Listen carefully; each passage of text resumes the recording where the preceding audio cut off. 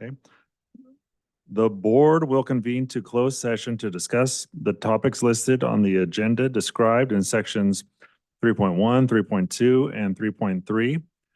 For the items 3.3, the board will discuss cases related to Government Code 546.9, Subdivision D. Disclosure of specific information related to these cases would jeopardize existing settlement negotiations. Okay, we will now go to closed session. Thank you.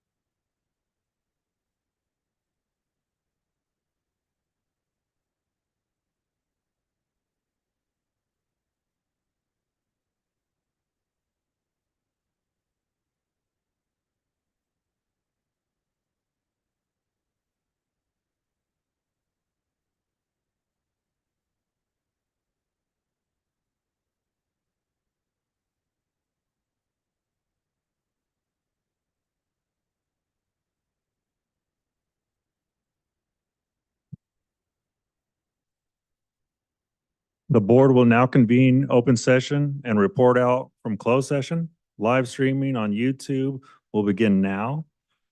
For the open session of the Board of Education meeting, the URL for YouTube live streaming will be found on the NHUSD Board of Education website. If you're joining us online via the Zoom webinar and you would like to provide public comment for this meeting, you may do so by utilizing the raise hand option in Zoom. Or if you are calling in by phone, please press 9 and wait to be called on. Community members may still provide public comments to the board prior to each meeting via email at publiccomment@nhusd.k12.ca.us. There was one comment provided to the board for tonight's meeting via the public comment email address. I would like to remind the public that we will not be responding to questions posed by those making public comments. Relative to closed session items numbers 3.1 through 3.3, there was no items taken by the board. Okay, procedural items. At this time, I would like to turn over the procedural items to Vice President Kumar to preside over it. Thank you, President Gonzalez. Will the audience please rise and join me in the Pledge of Allegiance? I pledge allegiance To the flag of the United States of America and to the republic for which it stands, one nation, under God, indivisible, with liberty and justice for all. Thank you. May I have a roll call, please? Here. Here. Here. Here. Here. May I have a motion and second to approve tonight's agenda? So moved. Second. Discussion? Roll call, please. Aye.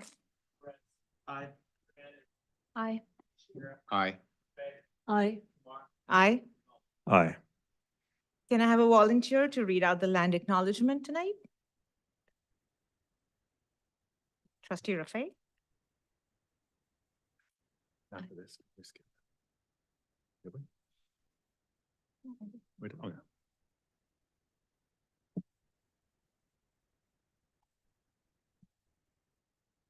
We want to open up this meeting by acknowledging with respect and love that the land we are on today is the traditional ancestral homeland of the Ohlone Chochenyo First People.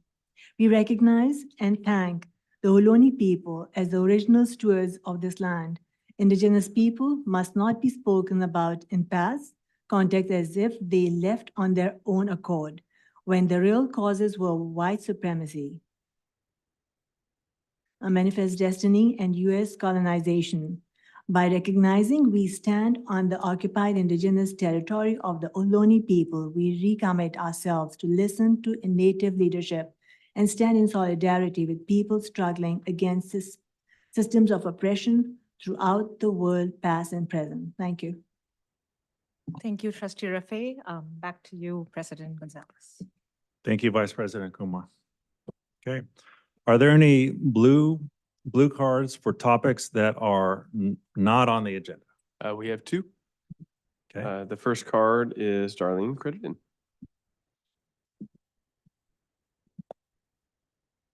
Good evening, board. Good evening, community and people in the audience. I'm here to speak on class sizes in New Haven Unified. I spoke to you last in July, and welcome to our new board member. Congratulations. I, again, would like to invite all board members to visit schools and see class sizes starting from first grade on up through the 12th grade. See how large they are and just see the classroom setup and how it is actually almost impossible for students and staff to get around in the rooms. Also, I'd like you to remember that we have these goals to make every student college and career ready. And it's kind of hard to do that when the classes are so jam-packed with students. We know from research that students will be much more successful if they have an opportunity to have smaller class sizes with more individualized help. That means resources given outside of just the teacher as well. Please take that to heart, and as your schedule allows, visit the schools. Thank you. Yeah, our next speaker. Next speaker is Greg Snelling.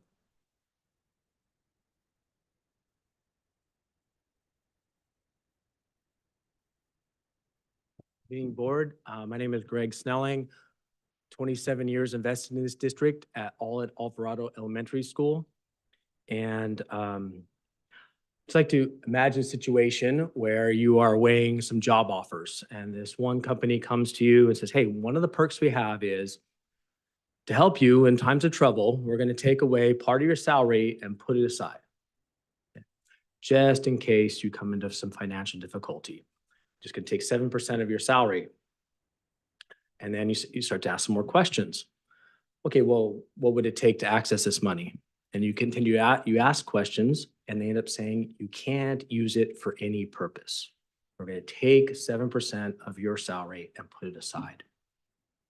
That's the exact same situation as board policy 3100.1. There are $9.8 million proceeds from the sale of the Cabello Elementary School in Fund 17. When school facilities are sold, that money is typically restricted. However, the money is put in an unrestricted fund. And the school board at that time decided through board policy to set aside 7% of expenditures. So the money in that account continues to grow. And again, it cannot be used for any purpose at any time. It is called a fiscal stabilization fund.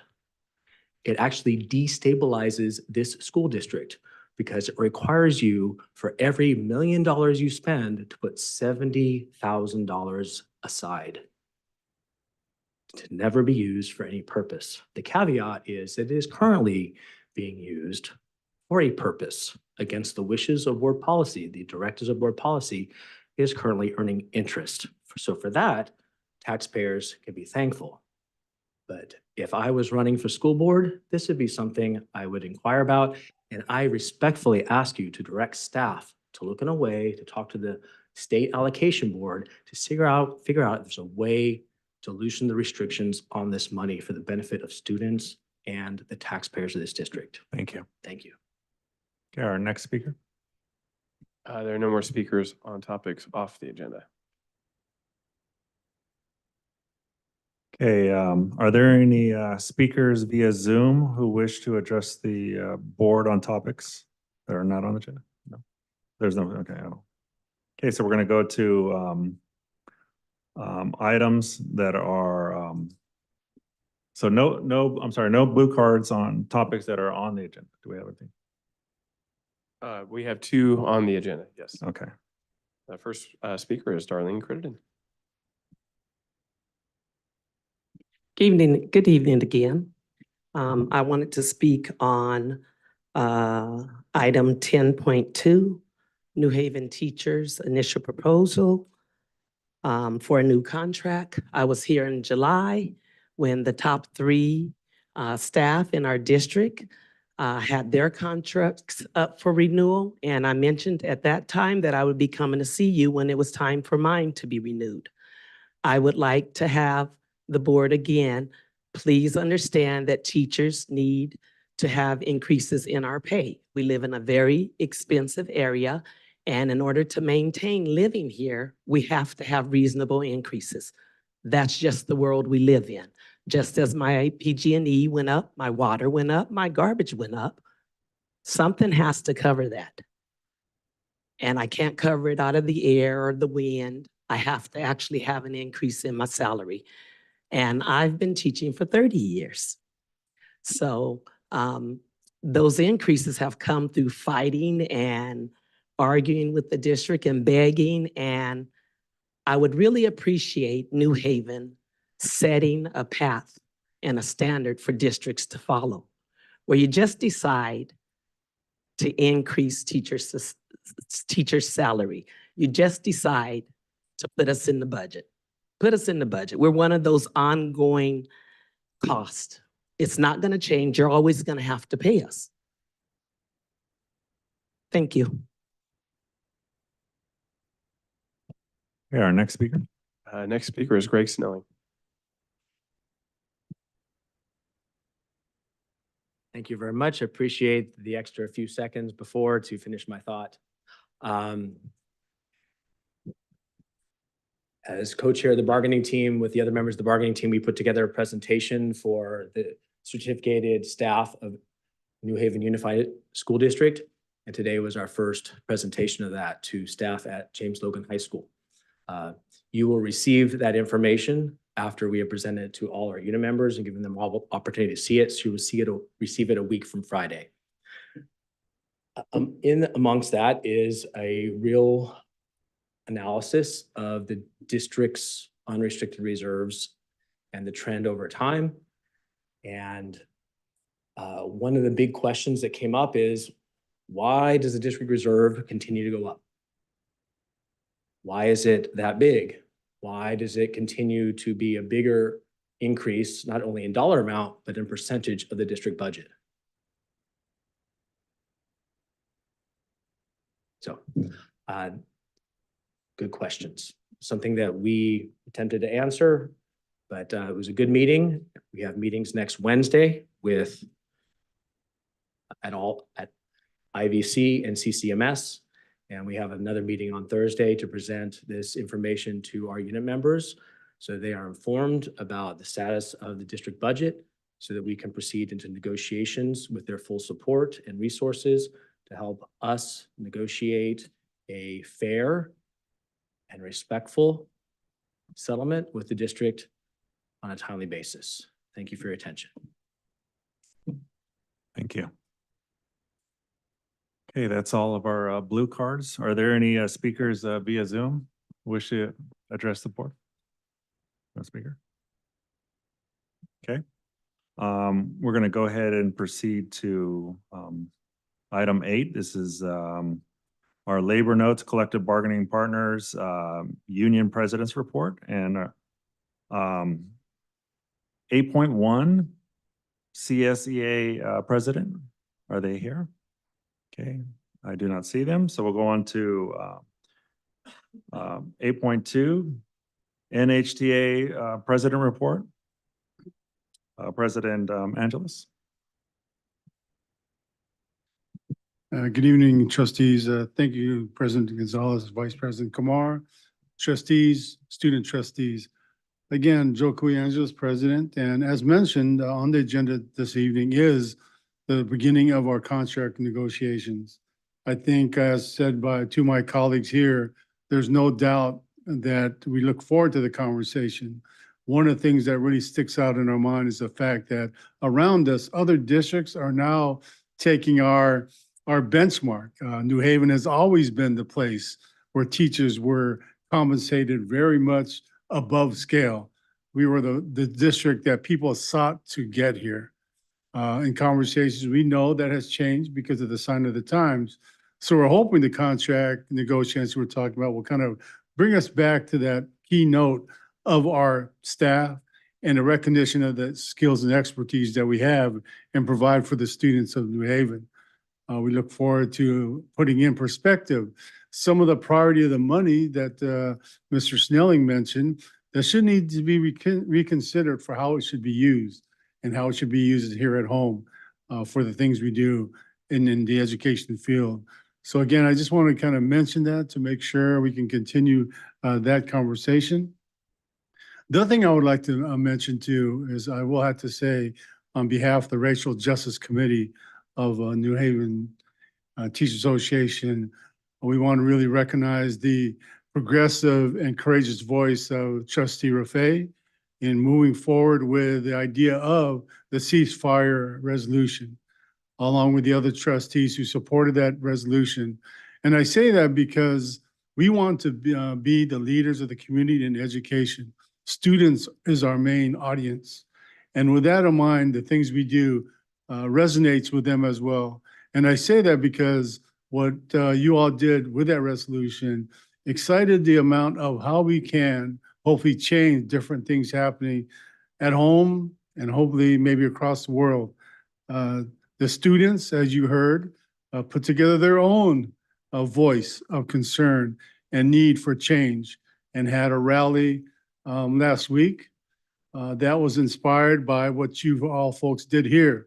And I say that out loud because in this sign times, folks need to do the right thing, regardless of the famous thing. It's not our political venture. Doing the right thing has no guideline. It comes from the heart. And I think, unfortunately, our colleagues, your elected officials across the street there dodged that kind of do the right conversation. And I, again, commend all of you for stepping forward in face of that kind of political coverage. You did the right thing. That has resonated with the students. Students said on that Friday how much they appreciated us being the leader of doing the right thing in the difficult situation in Palestine and Israel. So I just want to kind of note that to the board, and in particular Trustee Rafay for that leadership. And we look forward to continue that kind of outstanding, being the benchmark of both things of us as skilled and expertise in education, as well as the right thing coming from the heart for all people. So thank you. Thank you, President Angeles. Okay, we're going to move on the agenda. 9.1 is the presentation, New Haven Schools Foundation. Do we have President John Shockley here? Okay, wonderful. Okay. My name is John Shockley. I'm president of the New Haven Schools Foundation. I want to thank the board for the opportunity to present this overview tonight, and promise we'll keep it fairly short. Okay, next, please.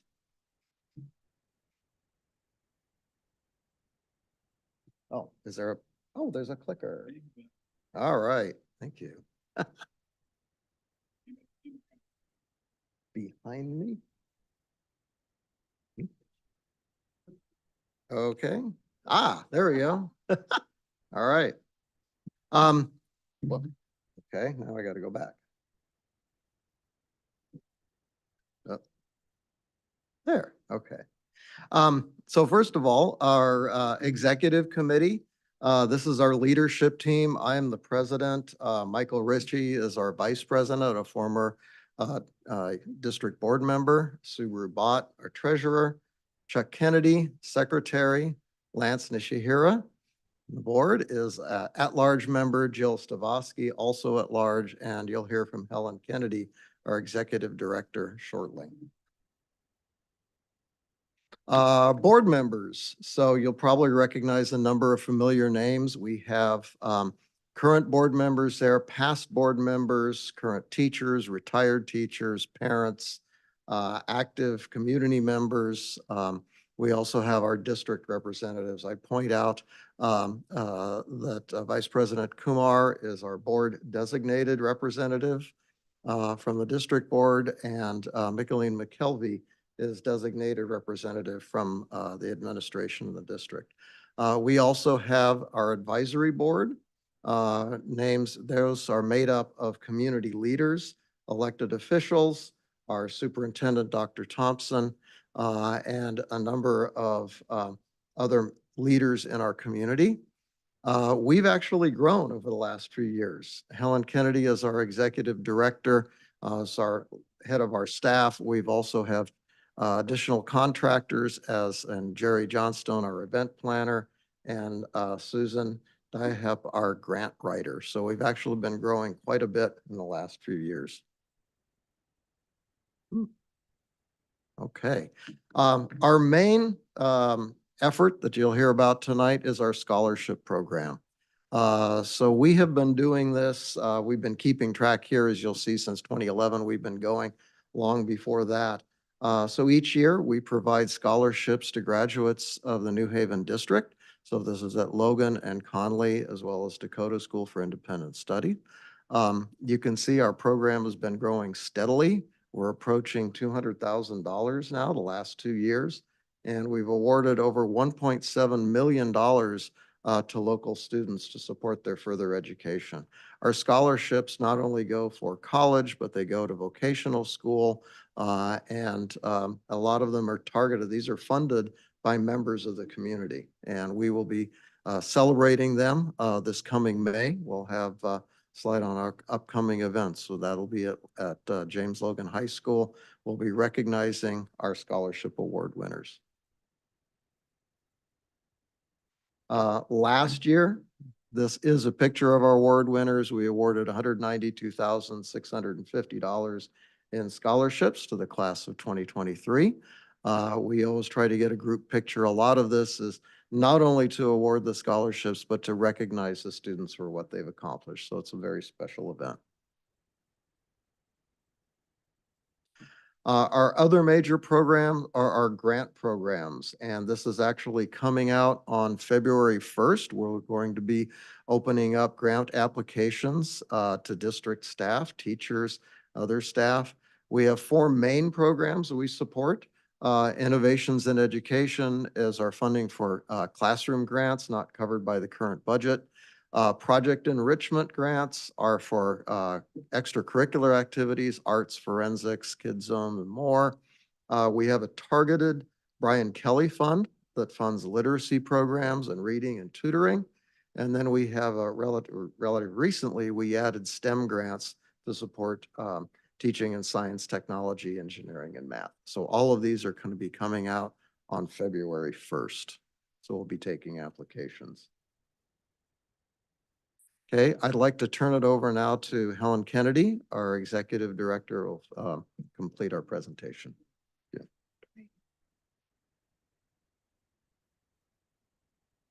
Hello, President Gonzalez and honorable board members and friends, administrators as well. We were very grateful to receive some major grants last year. We brought in a grant writer to help us with this effort. And so we got a grant for $20,000 from Pacific Gas and Electric to fund the Hillview Crest and Cesar Chavez Middle School robotics program, the STEM Academy that was piloted last year. And they have indicated that they will continue that funding again this year. So we have our fingers crossed on that.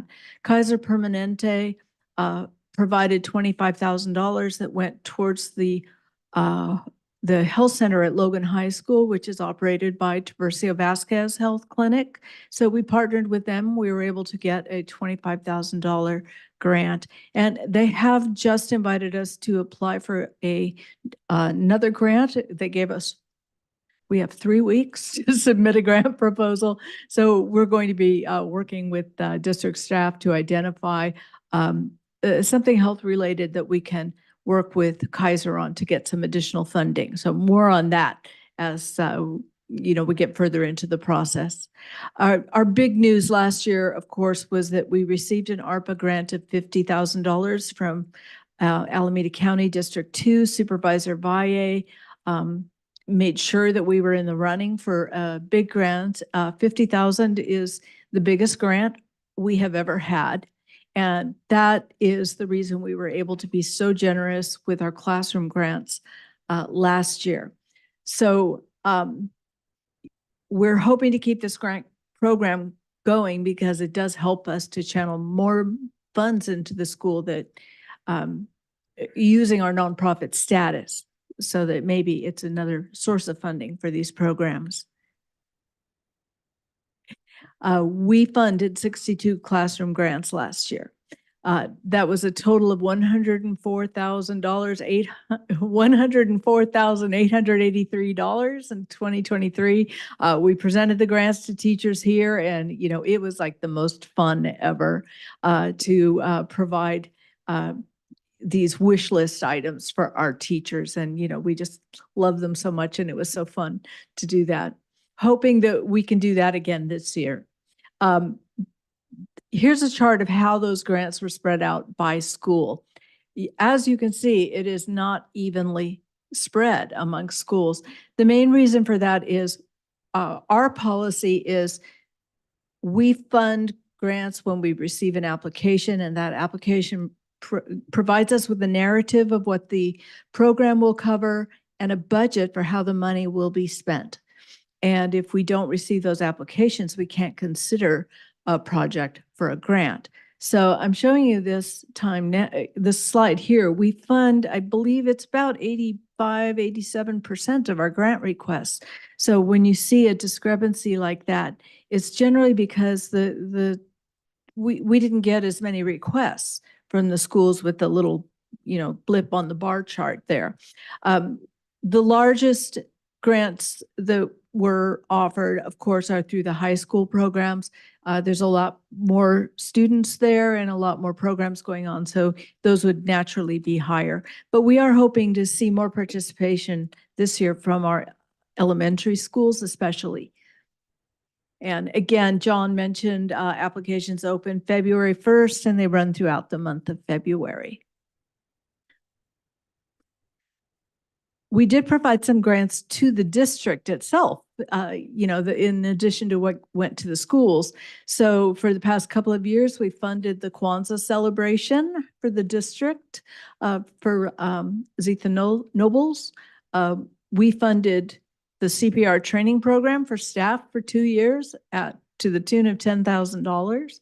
And we provided microphones for the Performing Arts Center that can be used for any of the school choirs that are there. They're under the administration of Miss Erin McShane. So $16,485 has gone to district programs. And in case you didn't know that the district staff could ask for a grant, you may.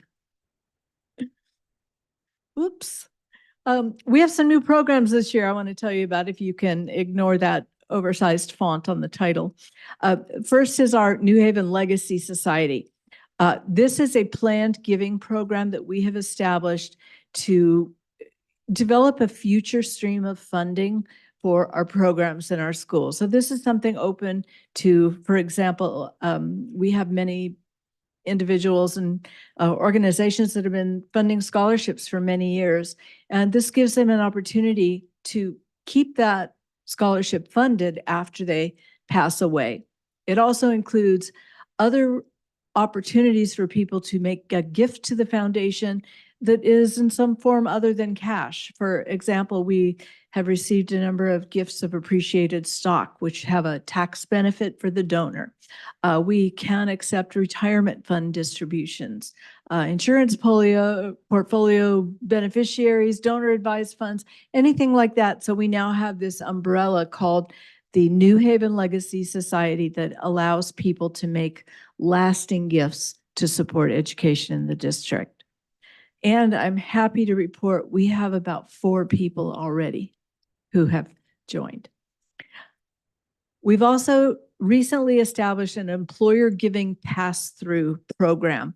The purpose of this is to allow the schools to benefit from their parents' employer giving programs that require matching donations to come through a nonprofit. So because we are a nonprofit, we will now accept those funds on behalf of the schools. And once we receive the donation and the employer matching fund, then we will turn it over to the school or to whatever program in the district that the donor indicates that that's what they want the donation to go towards. So the problem with this program and us getting it established has been, how do we keep track of the money? How do we know when it comes in, where it's supposed to go? What does the donor intend? There's a big lag. For example, we have an employee who worked for Google, made a very nice donation to us, and Google did the matching funds. It took almost 3 months for all of the monies to reach us. And so we need a way to keep and keep our eye on the ball so that when that money does arrive, we know where it's supposed to go.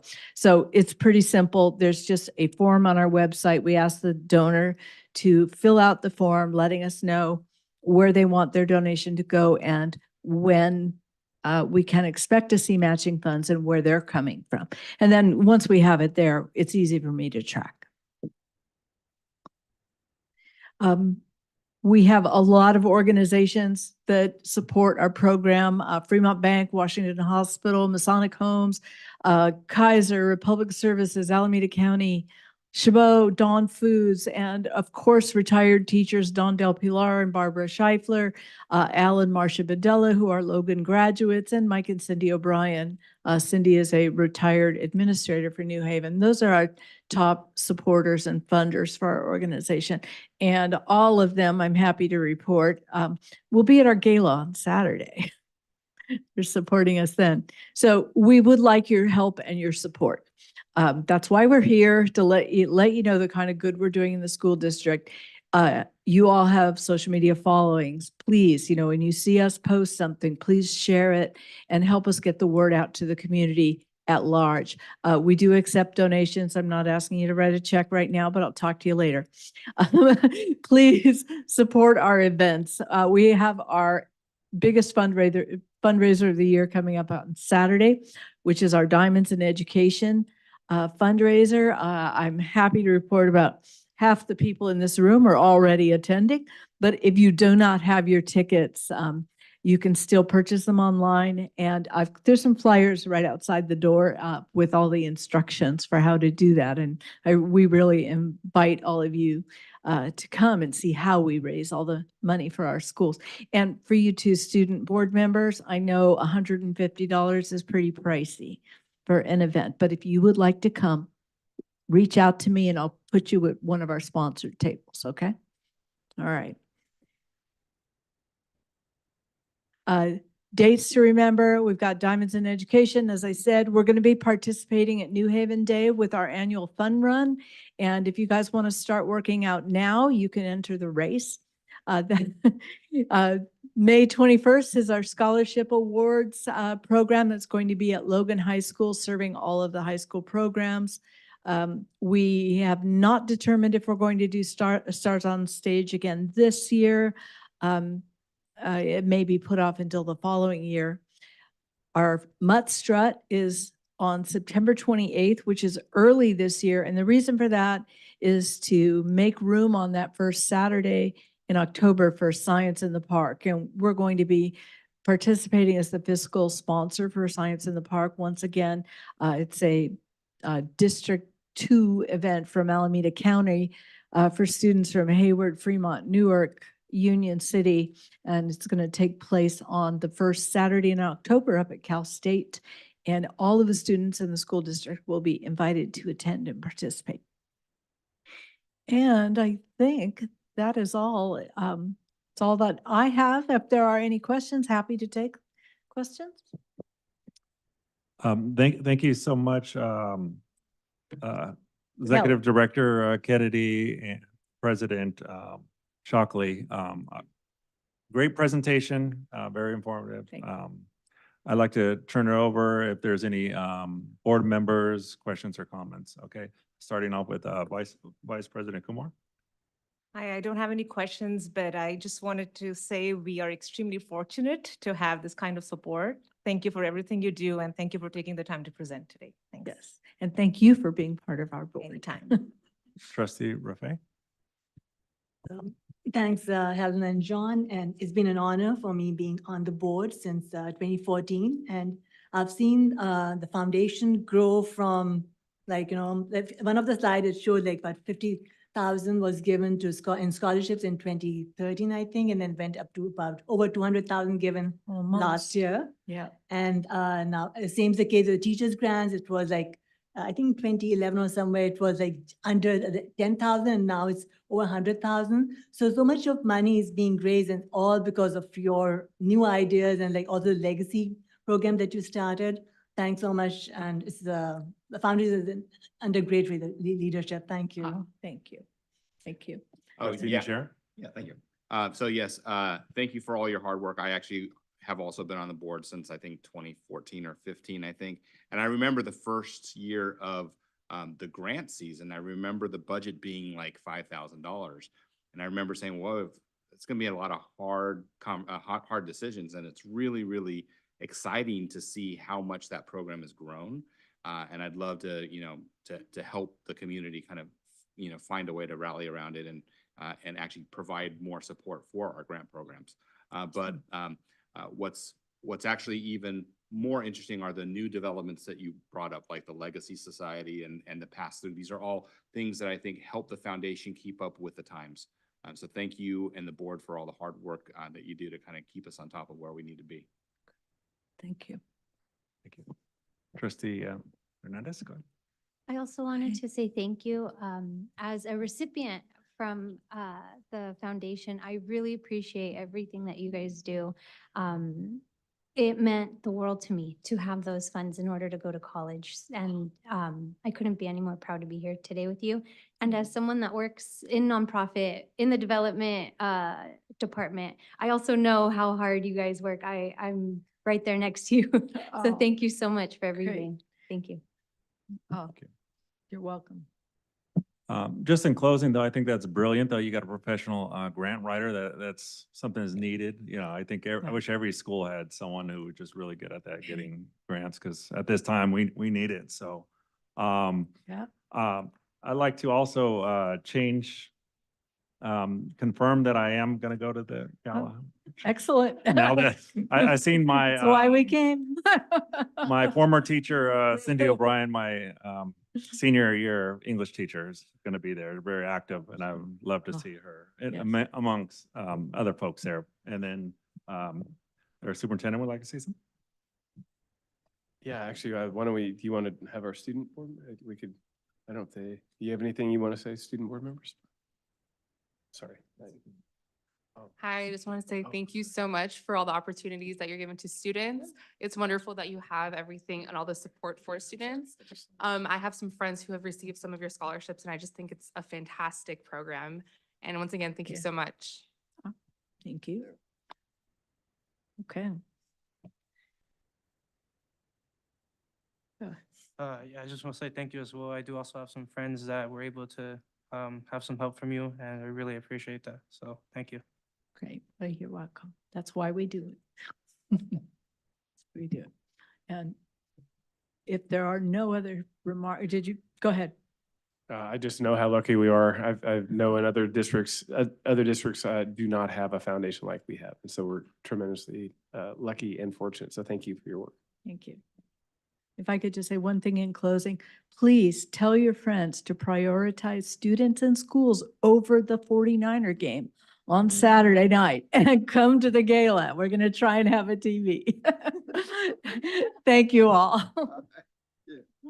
Thank you. All right, moving on the agenda, we have 9.2. This is the 2022-23 Student Achievement Update Goal 1 by our Assistant Superintendent, Wee Stevens. Thank you.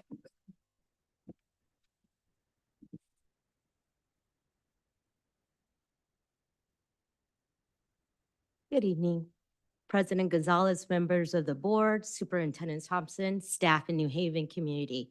Tonight, the Division of Teaching and Learning will provide you our annual update regarding Goal 1, which will also include the most recently released data from the California dashboard. So with that, I'd like to introduce the first presenter, Mikey McKelvey, Director of K-12 Instruction. Thank you.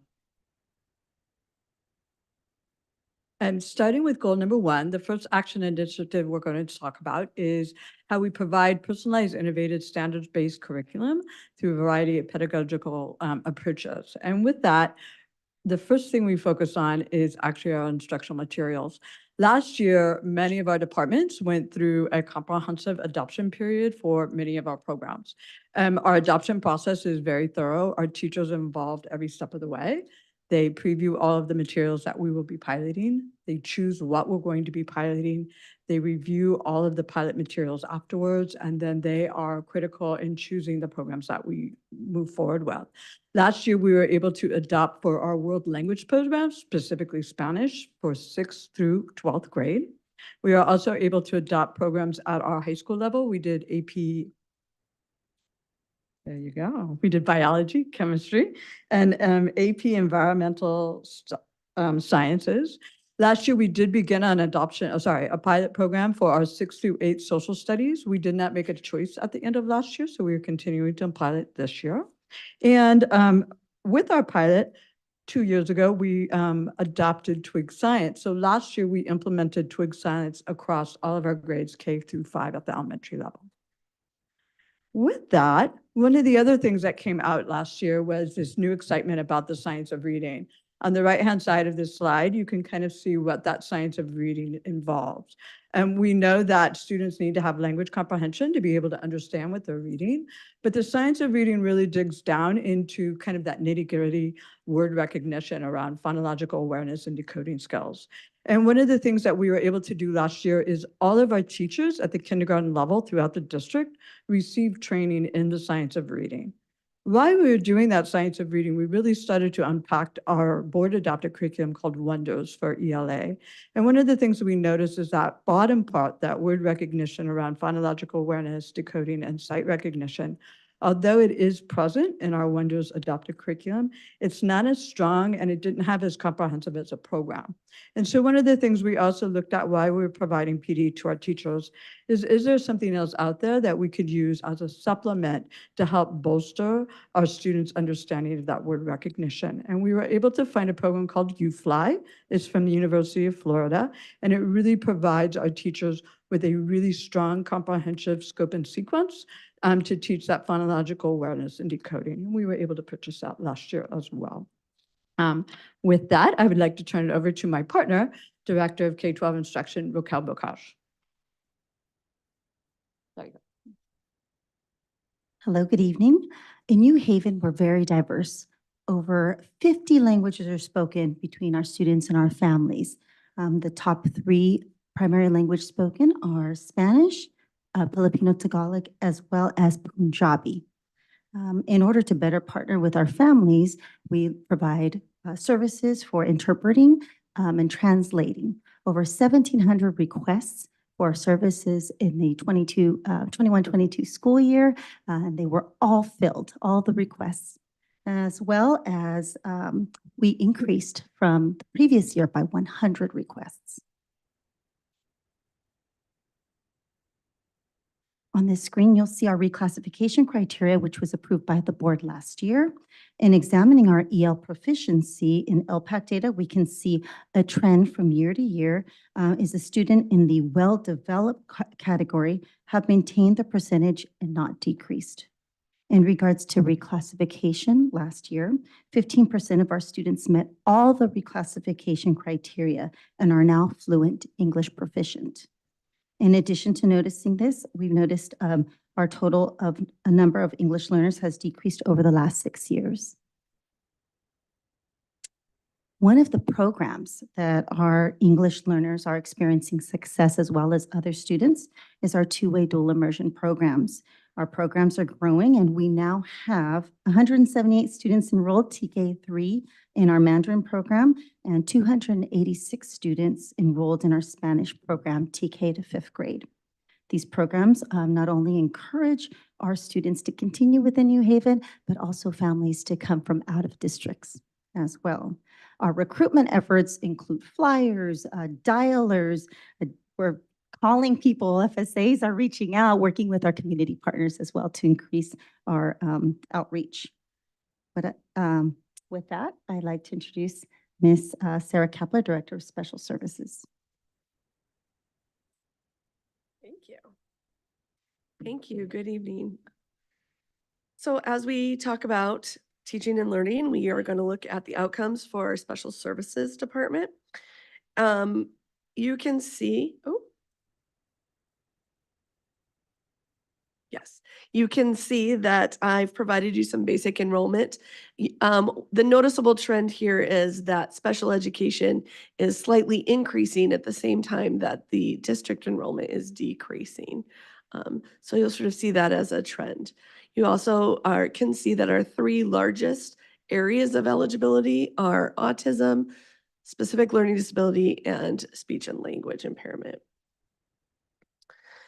We can't talk about the data for teaching and learning without looking at the 14 indicators. And all 10 years that I've been here, you can see that we've talked about the 14 indicators, most of which are starting to show up on our California dashboard, but they also show up on our annual performance indicators at the link below if you want to dig in.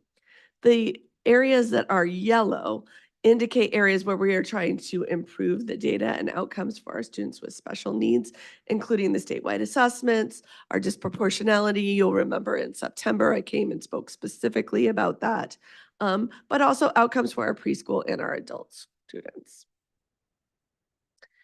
And then you can see that linked here if you need a reminder. We also looked at professional development over the last year, and we saw some really positive trends in our sessions for parents. We did a series called Getting the Right Support, and we are carrying that through again this year. Last year, because we kept it on Zoom, we increased to about 60 to 100 parents per session, which was an incredible increase for us. So that's a real positive trend. We also did quite a bit of PD for our teachers and our paraprofessionals, and you can see those titles at the links there. That continues to be a struggle in terms of the loss of our sub pool. And so we have switched to an after school model, which, you know, is successful in terms of time. But I think, you know, we struggle with getting teachers to sign up for those classes, which are paid. And so we look forward to the day when our sub pool comes back and are looking for creative solutions around that as well. All right. And with that, I would like to pass it over to the Director of Educational Options, Dana Chavez.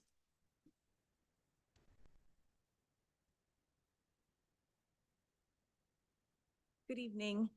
I'm here to just talk about last year and how we looked at in our educational options. It was our first official year as a branch within the Division of Teaching and Learning.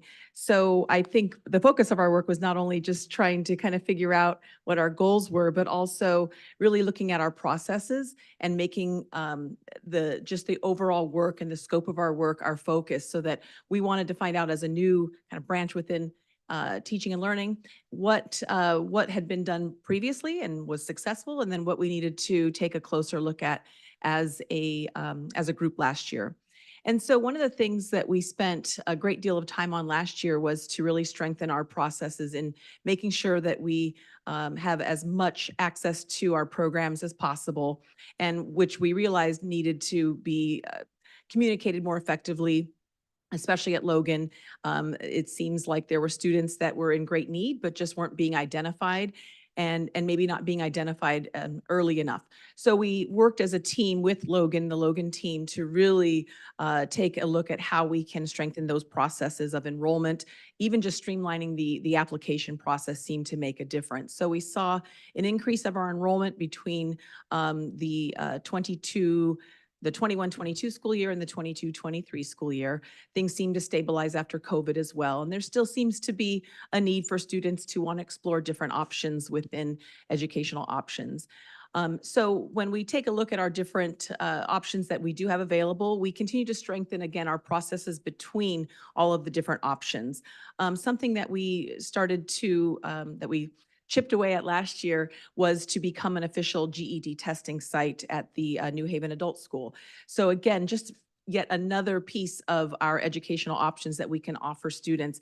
And we are in the final phase of becoming a GED testing site. It's taken a lot longer than I think we expected it to. We thought we could do something like that in maybe a semester, but it took much longer. But the hope is that we will have that as yet another option for students. And what we are striving to do is to have as much on-campus support as possible and have as many, we like to call, warm handoffs between our programs. Our work with Logan, and it flows into our work at Conley and Dakota, and then also having the New Haven Adult School on our campus, on the Barnard White, former Barnard White Middle School campus. It has been, we feel, a real strength of our program that we have the ability to walk students to a program down the parking lot and introduce them to different things that we can do. And similarly at Conley, they're not on our site, but we still have the option. We work so closely with them that it feels like our work really flows well between all of the personnel and of course our resources. So with that, I will turn over the mic to our Director of Digital Services, John Mattos.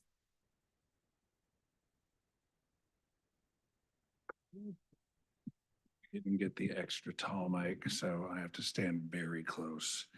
Good evening, President Gonzalez, members of the board. My name is John Mattos, your Director of Digital Services, and we are going to be looking at assessment data consistent with Action Initiative 1.3. And so we're going to actually, second part of the presentation is going to be spending a lot of time looking at the recently released dashboard, as well as in the beginning, talk about some of the assessments from last year. And we're going to start with our CASP or SBAC data. Now that link and then that says results summary, and on the next 3 slides is a little bit more of an in-depth look with some data visualizations made by Clinton Puckett, our coordinator of assessment and evaluation. But in general, for our SBAC, which is students in grades 3 through 8 and 11 take, they took that in the spring. In general, we had about 50% of our students score as meeting or exceeding the standard in English language arts, and that's down about 1%. And in math, we had about 35% of our students meet that proficient or advanced threshold, and that's down about 0.5% from last year. Next is the NWEA, and that is a reading and math assessment that students in grades 1 through 8 take 3 times over the course of the year. It is a norm reference test, which means that students' performance is compared to a national average, and students are given a percentile rank in terms of achievement. And so not only does the NWEA assess where students are at, but based on how they scored at the beginning of the year, it gives a goal. It's, basically a 6th grader who scored at this level by the end of the year typically scores at this level. And so that is a goal that is set for our students. And at the beginning of the year, we had 60% of our students that scored in the average, high average, and high quintiles. So about 60% of our students in language arts or reading, and then about 56% of our students scored in that average, high average, and high quintile in math. Over the course of the year, we had about 45% of our students meet that growth target that I described. We also had about half our students meet their growth targets in math. So I'm sorry, that 45% was in reading, and about a little under 50% of students met their growth targets in math. The last assessment that I'm going to talk about is Literably. Literably is our online reading assessment that students in grades 1st through 5 take. Kindergarten does one just at the very end of their kindergarten year. And this is a reading assessment that is very closely aligned with the Fontes and Pinnell reading assessment, and students are given a letter indicating their reading level. They take it, for us, they take it 4 times a year, once pretty much the first week, and then at the end of every trimester, and teachers can give it up to 5 more times if they want. If they want to do a pre or post on an intervention or something like that, they have more opportunities. In November of last year, at the end of the first trimester, 54% of our students were hitting grade level. And as I think I said for NWEA, there's growth that's expected over the course of the year. And so generally students are expected to get go up about 3 levels per year. And over the course of last year, we had about 55% of our students make those gains and be scored as proficient at the end of the year in the spring. I'm also going to talk a little bit about our AP tests.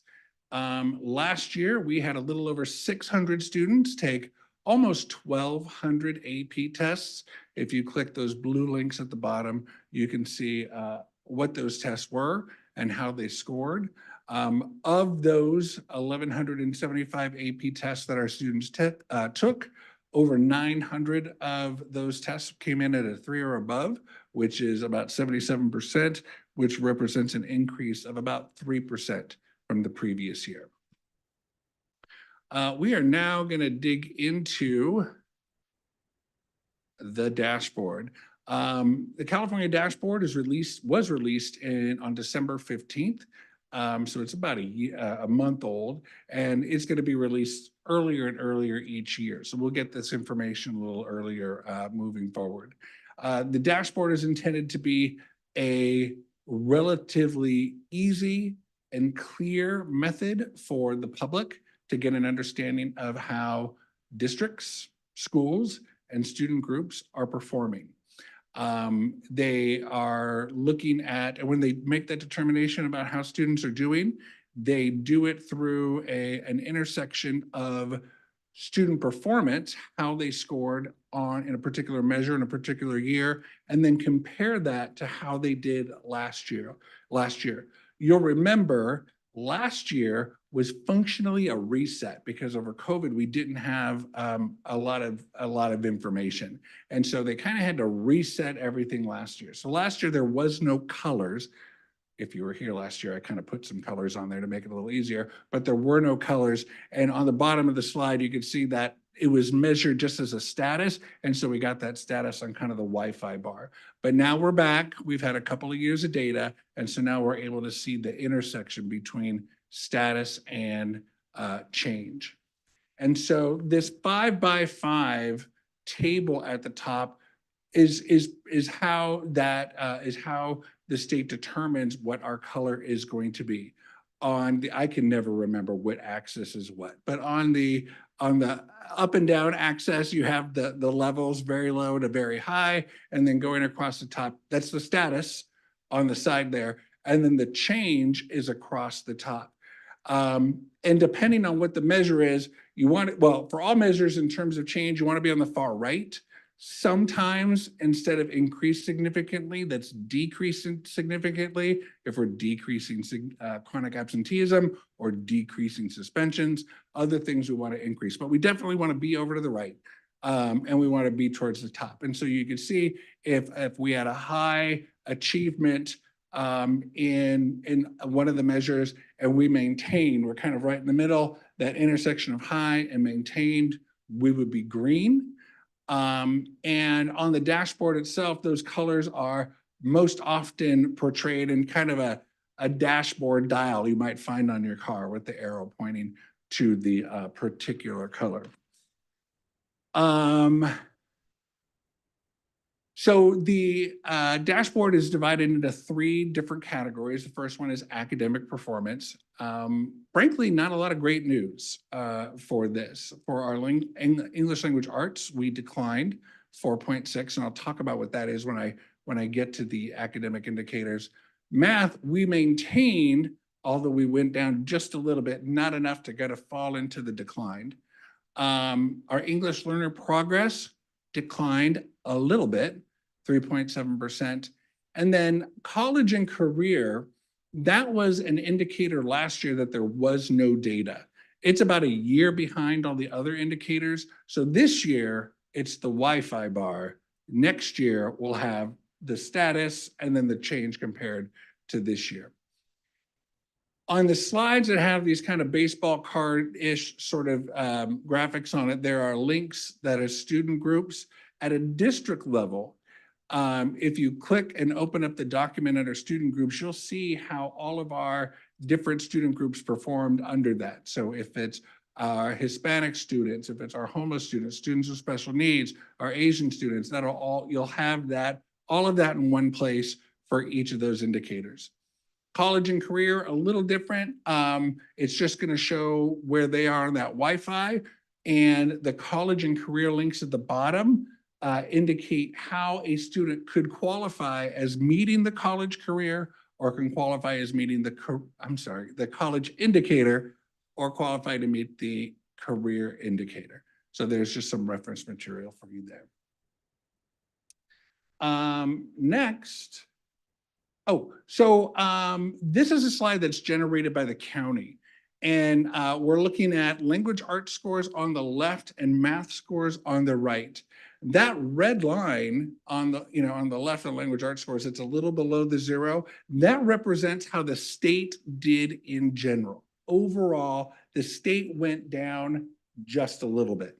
Those blue bars, both below and above that 0 and that state line, represent the counties in Alameda County. So there are a number of counties who dropped, and there are a number of counties that went up. Similarly for math, in general, scores went up a little bit statewide. There are a number of county or districts that were below and a number that were above that. And same for English learner progress overall in the state, that number went down.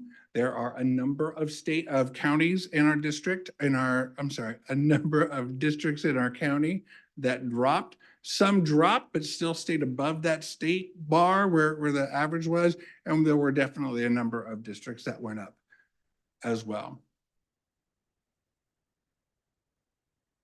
The next kind of indicator category is academic engagement. And for, there's 2 measures, chronic absenteeism and graduation rate. And we'll talk about those separately, but we declined in both of those. And again, clicking on that student group will show you how our different student populations did. Again, let me go back one. Chronic absenteeism, in this case, we want to be below. We want to be below that 0, so we want to decline. In general, that red line for that state number did go down. That's the way we want to be going. There were a number of districts that went down. That's the correct direction. And there are some districts that increased their chronic absenteeism. Pretty surprising. And the other one, graduation rate, we don't want to be low. The state in general declined a little bit. There are a number of districts who also declined. There were some that declined and still stayed above the state. And there were definitely some districts that increased their graduation rate. The last kind of category is conditions and climate, and that's the suspension rate. And unfortunately, our suspension rate is really low, but we did have a slight increase, about 0.3%. That is just about what, I don't know if this thing needs a new battery, of course. That's just about what the state did. You might just have to take my word for it. Oh my gosh. Go back, I'm sorry. So suspension rate went up a little bit. In the state, there are a number of districts who saw an increase. Some were very big. There's also a couple of districts that went down, that had their suspension rate go down. Now we're going to look at each of these indicators a little bit more closely. At the top where it says chronic absenteeism indicator, that is a link. And if you want to see just some more information about how this indicator is calculated, you can click that. Chronic absenteeism is a K-8 measure, doesn't include high school. And it looks at how often students are absent. We're not talking about excused or unexcused. We're talking about, doesn't matter why they're not there, just we're looking at, are they there or not? And a student is chronically absent. They're identified as chronically absent if they miss 10% of the school year. So we have 180 days, that's 18 days. So that's about 1.5 to 2 days a month, right? So it just goes to show you how those add up. That chart on the left, if you remember, there's a 21, 22 column. There is no color there because, again, that was just status last year. Most everybody was very high. That was very common statewide. You can see almost all of our schools improved. They went to medium and low. Dakota stayed very high. They take attendance differently. Their attendance is based on work production, not necessarily showing up. And as a district, we're at medium. If you click that detailed school data link, it will take you to a chart that'll show every single school and how they did and give you kind of the dial as well. And you will also see that on our 5x5 for the district. And again, we want to be as far over to the right as possible. And almost all of our schools are way over there. We declined significantly for chronic absenteeism. That's what we want. And still our chronic absenteeism rate is much higher than it has been. I want to say pre-COVID, our chronic absenteeism rate was like maybe 8% or something like, I mean, it was really low, relatively speaking, compared to where it is now post-COVID. And hearing just from my wife, who's a teacher, there are still a lot of kids absent, coming back from winter break. So I don't know what this number is going to look like next year. Moving on to suspension rate. This is everybody K-12, and it just counts the number of students who were suspended for at least one day. So it's unique students. As a student is suspended for 3 different times or 3 different days, as long as they were suspended for one day, they count once. We have kind of a mixed bag. Generally, there's a lot of schools that went down, stayed the same. We definitely had a couple that went up, and that really led to us going from low to medium. And again, the 5x5 shows we have in that blue section, Alvarado, Dakota, Easton, and Cyrils, very, very low, and they stayed very, very low. So they're in the blue. And you can see there are a couple of folks that had some increases.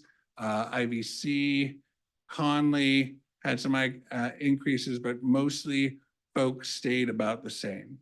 Or it looks like Pioneer as well. English Learner Progress Indicator is based solely on the summative LPAC that our ELs take in, actually start taking in February. We start the summative LPAC in February. And the way it works is when students take the summative LPAC, they get a score of a 1, 2, 3, or 4, just a 4-point scale. In terms of the indicator, what they do is they take the score of 2 and 3 and they split them. So you have 1, 2 low, 2 high, 3 low, 3 high, and 4 to give you kind of 6 categories. And the idea is that students are supposed to move from they're supposed to go up 1 level a year. All right, so from 1 to 2 low, to 2 high, to 3 low. So they're supposed to go 1 level per year. As I said, generally in the state, the number of those students who met that criteria went down. We definitely have kind of a mixed bag, but trending a little lower. And so we definitely went from medium to low. Next is, and there's the 5x5. Again, I'll try to go back. Thank you. I'll try this one. It might just be how I'm clicking. It clearly is how I'm clicking. I'm going the wrong way. Okay, there's the 5x5. And most of our schools decline. A number stayed the same. Alvarado, Pioneer, and Conley saw some increases. Next is that college and career indicator. As I said, in 21-22, there was no data for that. There's a number of ways that students can meet this indicator, meet this criteria of being college ready or career ready, and clicking on those links in there will show you. Logan was medium. Our alternative programs were very low. So overall, we were medium, and that is reflected in the, there's no 5x5 for that. Next is a graduation rate indicator. The graduation rate indicator only counts students who graduated in 4 years with their cohort, as we would expect, and it also includes students from the previous year's cohort if they graduated with the 5th year. So all of those are added up and divided by the number of total folks in the cohort to get a graduation rate. It does not include certificate. So if a student, a special education certificate of completion, a California high school equivalency certificate, those are not counted in the calculations, are not counted as graduates. The only thing that counts as graduating is a traditional diploma. And unfortunately, we went down, and you can see that in our 5x5. Our 5x5, Logan had a high rate, but did decline a little bit. And our alternative programs were low and declined. Next is our academic rate indicators. Oh, I'm sorry. Next is, so this to give you kind of perspective historically over the last 5 years or so of the overall New Haven graduation rate and then the graduation rate for our high school programs. Our academic indicators are based on the previous spring's SBAC scores. And what they do is when the student takes these tests in language arts and math, they get a scaled score. And depending where they fall on that scaled score, they're either below, approaching, met, or above or high. And the state looks at the standard met, that 3, and looks at the lowest scaled score that a student needs to get that standard met, and then compares the district average to that scaled score. So you're not going to hear things like this many kids are proficient or this many kids are approaching. You're just going to hear different distance from standard. And so it's just how on average our students moved or approached or, either below or above that minimum proficient score. And there's some threshold score calculations. If you want to see what they are, you can click that link. This is an interesting indicator because the indicator doesn't always how students perform on the dashboard isn't necessarily reflective of how they performed on the test, because if a school or school district does not test enough students, they are penalized. And they are penalized by if they don't test at least 95% of their students and 95% of the students in each of their student populations, what gets added to that pool of student scores are the lowest scores you can get on the test. So for example, if there are 100 students in the school, they took, and only 90 of them took the test and they have an average score, the state will figure out, well, how many more scores do you need to get to 95? In that case, 5. We're going to add 5 of the lowest possible scores you can get and add that to the average. So it brings the scores down. And that's the participation rate penalty. There's information about that in that next link.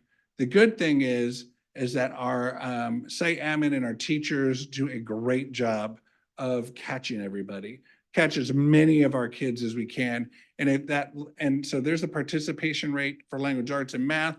It's a little misleading. It looks like the last column on the right is what you should be looking at, but the last column on the right is actually 2022. And you need to go over about 3 columns for the percent of students tested in 23. And in 2022, we thought they did great. In 2023, they did even better. It's just some of our really small populations of students are foster or homeless that it's hard to kind of catch them and test them.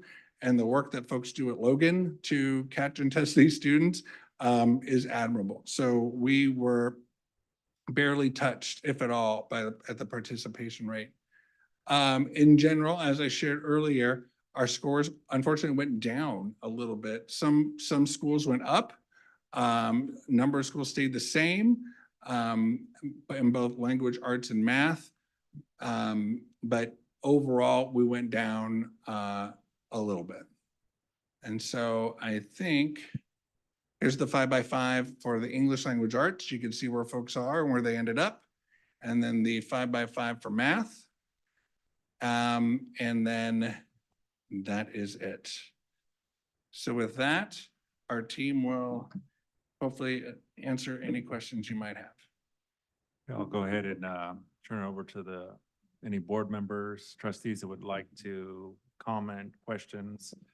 Okay, I seen the first hand I seen was trustee Nishihara. Go ahead. So I think there's new terminology here. So I'm looking at the subgroups and I see American Indian. I'm assuming that means Indigenous Americans, or That's from the state. Yeah. And it's been American Indian, whether it's the most accurate term or not, it's been that way for a while. Okay, and so that is Native Americans. It's been a while, but it also, for some folks in Mesoamerica as well. So it's not necessarily what we would think about just North America. It is any Native American all the way Gotcha. down. Okay, all right. And then one thing that I noticed, because when I got the report, I took a look at some neighboring districts as well. So Fremont mathematics is currently blue district-wide. I don't expect for anybody here to have the answers as to why that is, but one of the things that I would like for our district to look at is what are some lessons that we can learn? What are some things that their district may be doing that's different? What are the differences between our district? I'd love to have some explanatory thread there so that we can have a little bit of context. Is it something that is endemic in our population in terms of socioeconomic status or things like that? Or is it something to do with our instruction, or are there curriculum changes that we can consider? But I just saw that as an outlier when I looked at the data across the area. So I'd love to get a little bit of a understanding on that. Don't expect for you to have it right now, but it would be something for us to want to maybe learn from. That's all I had. Okay. Vice President Kumar. Hi, so I have a couple questions. One is, I was looking at the SBAC data. For both ELA and math, there seems to be an increase in the percentage of students who've nearly met or not met standards since 2019 for grades 3, 4, 5. And for the higher grades, the percentages haven't changed much, but they're very high, right? So they're about 50 to 60%. So now that we have all this data, what measures are we taking as a district to address this? Well, one of the things I think we're doing is, I think back in the days, I don't know if they're good old or bad old days, there was a lot of emphasis put on those kids who were on the bubble when there was high stakes and, penalties if not enough students were proficient. There was a lot of emphasis put on these kids who were on the bubble and working with them just to get them over into proficient, which I don't know if that's the best way to do it, but one of the things it did show us, I think, when I was a principal, is that, we want to make sure our students are familiar with the test. We want to make sure they're familiar with that kind of assessment literacy, because I think that for some of those kids who are very close, it might just be a function of not having seen these tests very often or in a while. And so one of the things that we are working on this year is making sure and stressing with our teaching staff moving forward. We actually had it was a big focus of our Leadership Academy last week, is we had the principals and teaching and learning staff looking at all the kind of the resources that are in our adopted curriculum that support preparing students and making sure they're familiar with the format of the tests. The SBAC tests are probably very different than that we have now compared to what we might recall when we were younger. We definitely have the multiple choice tests in language arts and math, and those are computer adaptive. If you answer a question and you get it right, you get a harder question. But there's also something called performance tasks, which require students to, for example, in language arts, over one testing session to look over a couple of different documents and take notes and make some decisions and process it. And then the next day to write to a prompt that references those documents. And that's not something I think we intuitively do all the time. And so it's definitely going to be a focus of kind of making sure our students are familiar with that and know how to approach those tasks. And then hopefully that will be a way to really make sure that those assessments are capturing what our students can do, and therefore taking those kids who are approaching, making that number smaller, and making the kids who have made it to standard MET a little bit bigger. And my second question was about the indicators, and is somewhat on the lines of what Trustee Nishihira said, except within our district. So I was looking at, for instance, the math indicator. So Kitayama went from medium to very high, which is 2 levels up. For ELP, Pioneer went from low to high, which is again 2 levels up. are we having conversations with these sites where this is happening to, maybe learn, or did they do something different at Kitayama, do something different with math over the past year that our other school sites can benefit from? Are we having these conversations? Move the mic down a little. So yes, we are. We're definitely looking and analyzing any high points in our data and creating some collaboration and protocols and discussion around what action steps or focus areas that produce those outcomes. So we definitely are analyzing those data sets. Okay, so out of curiosity, did either of them do something different? Do you know off the top of your head? Or? Yes, I actually supported Kitayama's principal last year. So one of the areas of focus was mathematics and their collaboration and focus around curriculum implementation and alignment was a huge focus. Another layer that is a factor in student achievement is parent involvement. So I know that is something Kitayama has worked on for the last 3 years, trying to bring our parents in to partner with the school around academic achievement and supporting students. So those are 2 areas of focus that the principal, Mary Small's been working on for quite some time, actually. Okay, part C, and I promise last one.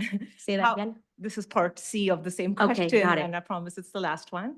How are you bringing this to other school sites? Are we bringing the same ideas to the other school sites to help them then? Yeah, that is as Director Matos mentioned, we just had our leadership meeting on Thursday, which we really took some time, walk our site administrators through the data, and created some opportunity for cross-site collaboration and also working on action steps that our Director of K-12 Instruction and myself are supporting the site principals with.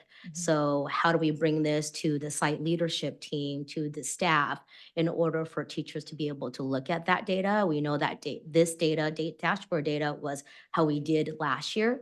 So the first action step is what can we influence this year?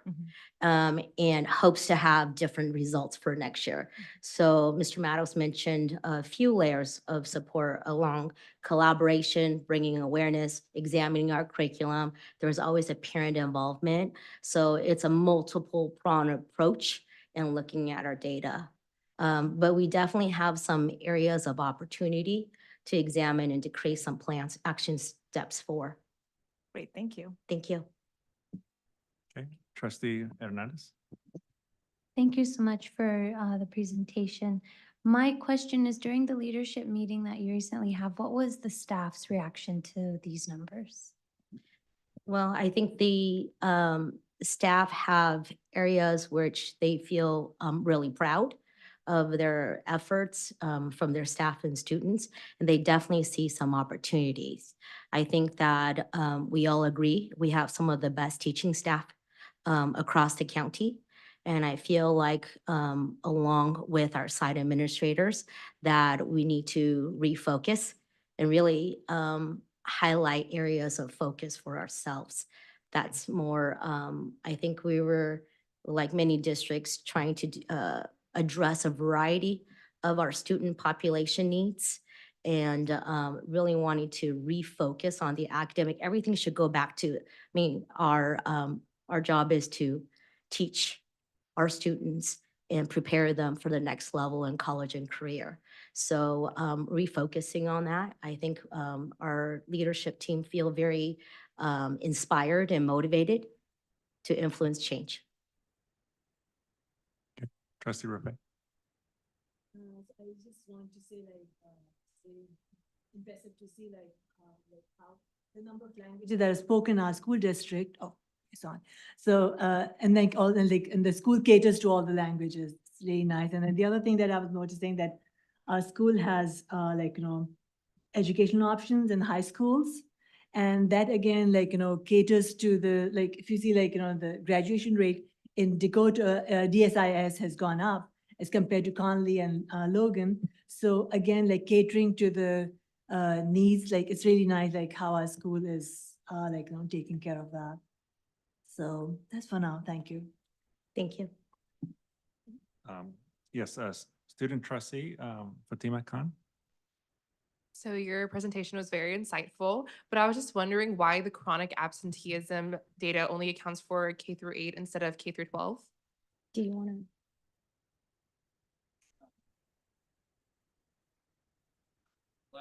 So it's a state indicator, and the name of the name of the category is, I'm losing it right now, but basically it's like the student engagement part, it's K-8, it's chronic absenteeism, and then the graduation rate is supposed to reflect that for the high school level. And so I think one of the things I've heard a couple of times is if chronic absenteeism was a K-12, it would really be that the high schools would have a disproportionate impact, be it good or bad, on that indicator. So they just kind of bifurcate it for K-8 in high school. Anyone else? Okay, hearing none, I'm gonna go ahead and have some comments. First of all, thank you everybody coming out on this rainy night. I know it's a lot. I'm gonna get home. As an educator myself, as someone who looked at the data, it's a lot taken in one night though. It's pretty overwhelming to look at all this data. There's just a couple parts that really just I honed in on. Science of reading. It's not just a trend, it's here to stay. It's not a fad. It's actually should be a solid pillar of our foundation education, elementary level. We should live it, breathe it, take it serious. The UFly, I use that resource every day. Even today after school, I show my colleague what I do with it, my small group. I have those religiously, and I use that resource. Just showing my colleague less is more. Keep it simple and supplement something in here. So that's good. And science of reading is something my wife's passion. So I gotta listen to my wife before I go to bed. Really talk about that. And she has like collaborated with other districts. What are they doing that works well? Really passionate about it. And so I've asked questions with our leadership and our assistant superintendent, Wee Stevenson. I asked a bunch of questions, and I feel very confident what we have in place here. I'm good because I got wonderful people around me. Wee Stevens is amazing, not just because she is amazing, but she got some pretty amazing people around her, and in her family, she's very well connected with different people in the district, seeing what they're doing that works. So, yeah, thank you. In other districts, we adopted a policy just because it's a fad. Right now, science of reading, we don't need that policy. We just actually need to implement it right and have those supports in place. And I feel we do have those. When it comes to our scores, I'm one, I started teaching. I came to teaching during the dark times when the API score, we were all about that. And I was in LA, and they even had some schools that even would put that on very humiliating on the student's desk, their API score, and like, hey, you got to do better than that. And they would teach to the tests. So I know about that. And for me, I was a D student, C- student. If I was all about a test score, I would be, it wouldn't be nothing, I would be very, very humiliating, very, confidence would be low. So I don't want to go back to those times, but there's something we got to say about our low test scores here in our district. We got to be honest and look at the data. And again, I'm not all about test scores to define who we are and what the students are. Now, tests are good and data is good is when it's collaborative. Peers, colleagues, and admin come up with a good standard-based assessment. And then is also that is used across grade levels. So we can look at, hey, what is, I'm a third grade teacher. What do I need to know for fifth grade in order to get there? Okay, that's when assessments are good, and that's when data is valid. So I don't want to put everything on CAS or some of these other assessments, but coming up with a good assessment and data is important. Yeah, so I'll stop with that. One also, a question you don't need to answer it now, but what do we use? I know there was Into English, there's Benchmark. What do we use for our ELD program? And again, there's problems with data, you know, culturally irrelevant questions and the like. And just watching that right now, what I thought, because I teach ELD, I have that group, the highest group in ELD. We just did our benchmark assessment. We use FastBridge, Renaissance there. That's our assessment. So I'm going to ask my colleagues, hey, give me the data from and see who the reading scores, who has improved, who didn't improve, and that's going to be my small group during ELD. But anyways, I'm sorry, what do we use? Our ELD curriculum at elementary and middle school is is a supplement of our core curriculum. So we use Wonders, McGraw-Hill Wonders, ELD instruction for designated ELD at the elementary level. In middle school, we have Collections, integrated ELD, which is also our core curriculum. And then we have specialized ELD courses that supplements. So we have Re 180, English 3D, as the core curriculum or as the supplemental designated ELD curriculum to go with core. And then at high school, we use Re 180 and English 3D. Did you want to add, Ms. Bocage, to anything? Okay, I'm sorry. I'm sorry. She did, that was exactly it. Yes, thank you. And we also provided PD for integrated ELD strategies just recently for elementary level as well. Thank you. No further questions. Okay, thank you, everyone. Thank you, staff. Thank you. All right, next agenda item, we are on 10.1. This is the California Governor's Budget Information. Ms. Hillman, go ahead.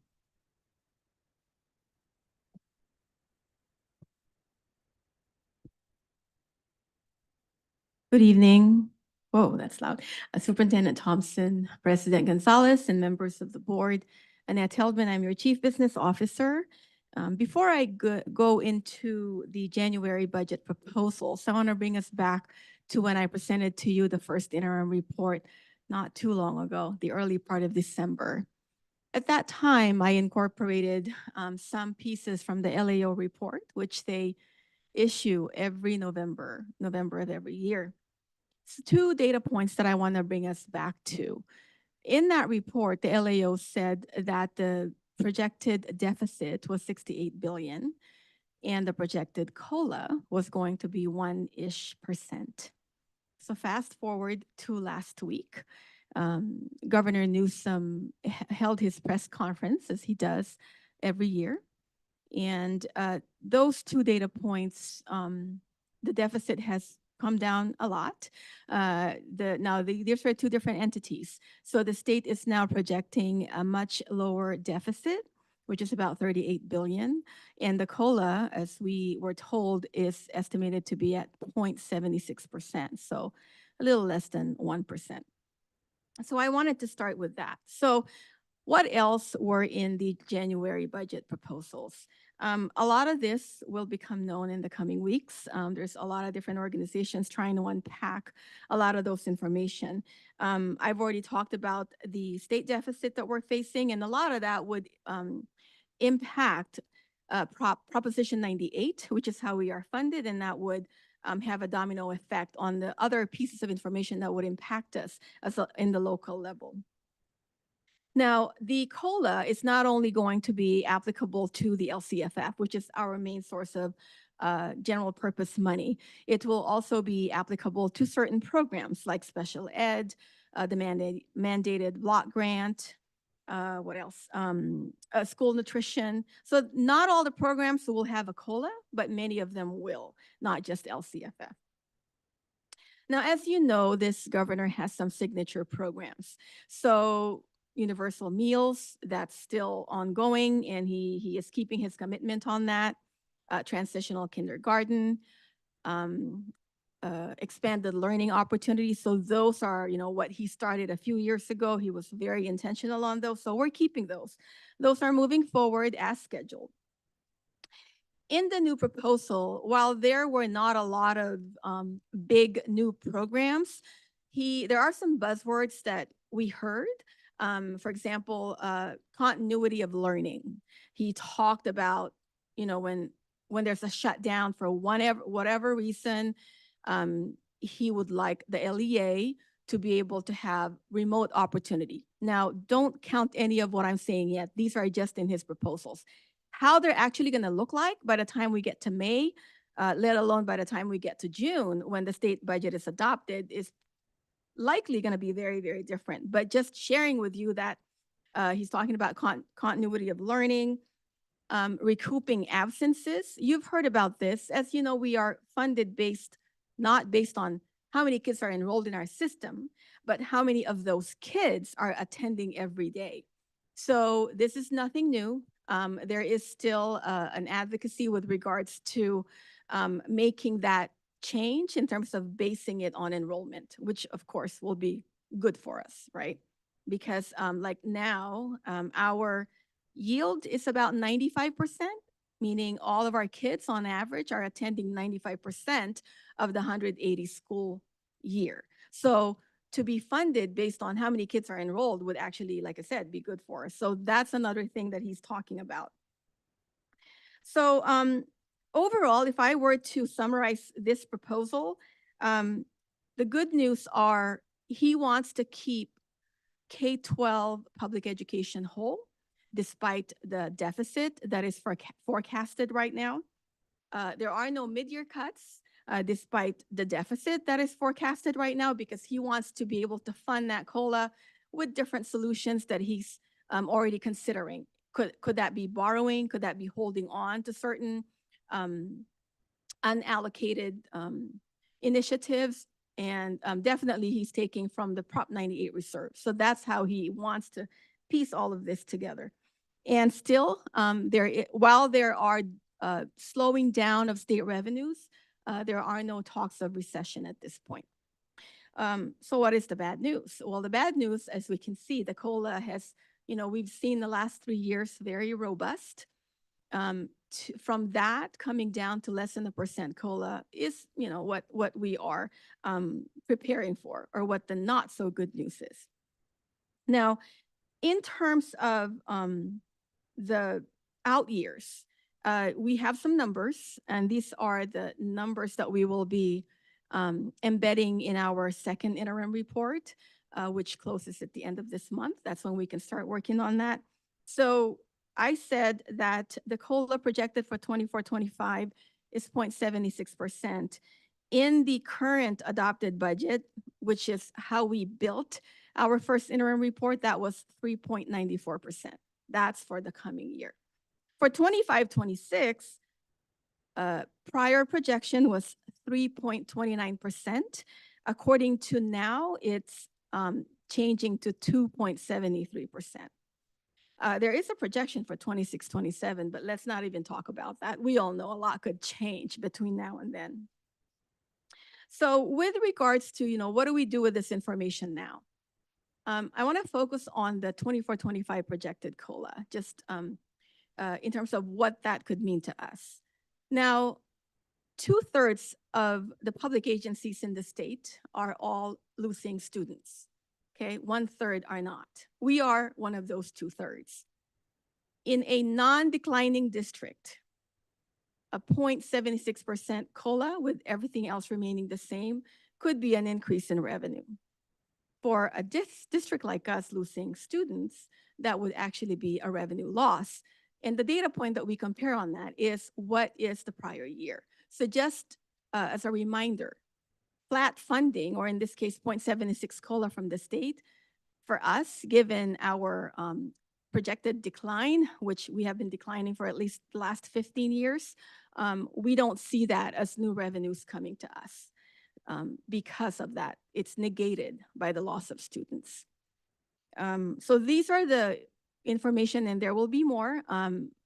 Tomorrow is the conference that I will be attending tomorrow morning, that is when a lot of these details would be unpacked in terms of, how would that impact the local operations for every district. So there will be more information coming your way in the coming months, and as we start to develop the second interim report. And of course, everything I said tonight is going to be different by the time we get to the May revision. So, but this is the latest information as we know it. And that is my information for tonight. Thank you, Ms. Hellman. Thank you. Are there any questions, comments? Okay, hearing none. Thank you. Thank you.